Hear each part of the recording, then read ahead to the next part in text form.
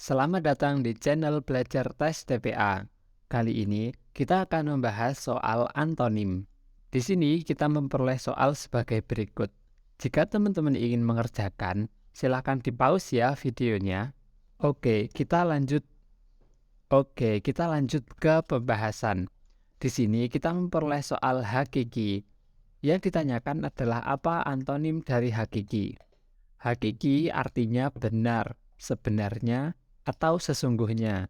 Jadi, di antara opsi yang tersedia, antonim dari hakiki adalah majasi. Kenapa majasi? Karena majasi itu artinya tidak sebenarnya atau sebagai kiasan.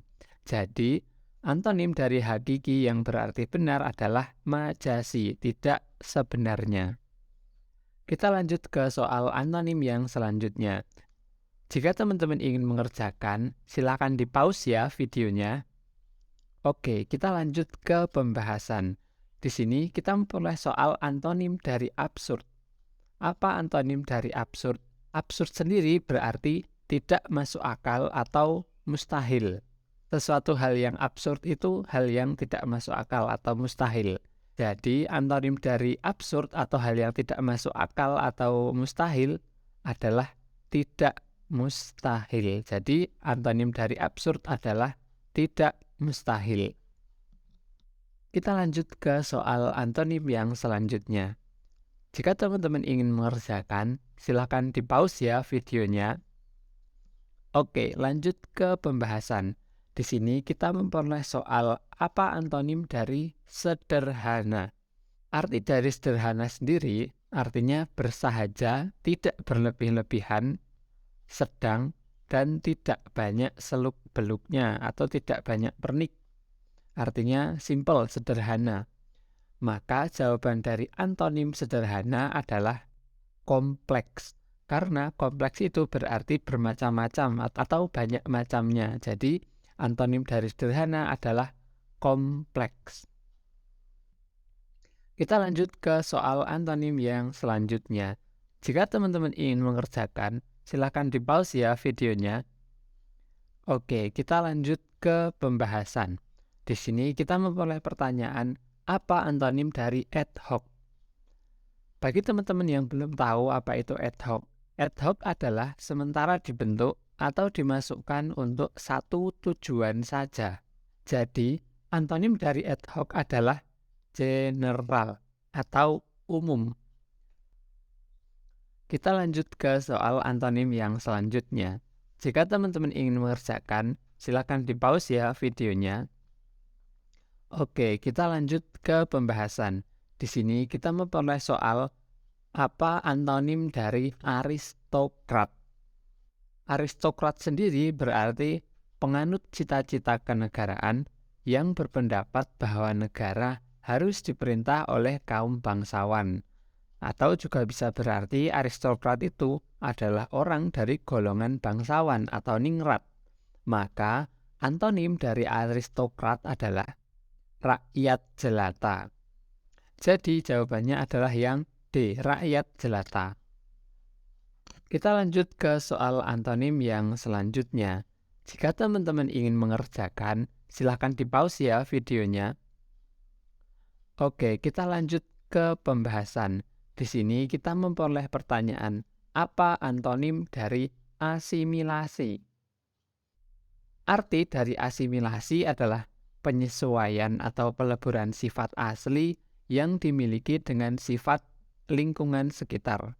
Atau juga bisa berarti perubahan bunyi konsonan akibat pengaruh konsonan yang berdekatan. Atau juga bisa berarti pengolahan zat pada tumbuh-tumbuhan yang mengandung butir hijau daun dengan pertolongan sinar matahari. Itu juga bisa berarti asimilasi. Nah, di antara banyak opsi jawaban yang disediakan, mana yang paling berlawanan dengan definisi asimilasi? Maka dari opsi yang tersedia, antonim dari asimilasi yang paling benar adalah pertengkaran. Karena salah satu definisi dari asimilasi adalah peleburan sifat atau penyatuan. Jadi, antonimnya adalah pertengkaran. Kita lanjut ke soal yang selanjutnya. Jika teman-teman ingin mengerjakan, silakan di-pause ya videonya. Oke, lanjut ke pembahasan.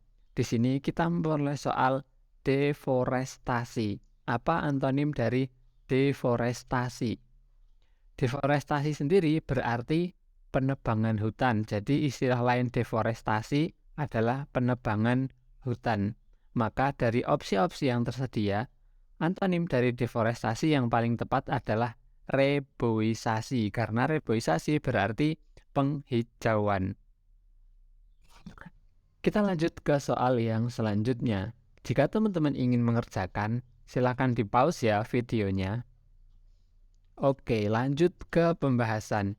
Di sini kita memulai soal apa antonim dari statis. Statis berarti dalam keadaan diam atau tidak bergerak, tidak aktif, tidak berubah keadaannya atau tetap. Sesuatu yang statis berarti dia diam, tidak bergerak. Maka antonim dari statis adalah bergerak. Jadi jawaban yang tepat adalah A. Kita lanjut ke soal yang selanjutnya. Jika teman-teman ingin mengerjakan, silahkan di-pause ya videonya. Oke, lanjut ke pembahasan. Di sini kita memperoleh soal apa antonim dari prematur.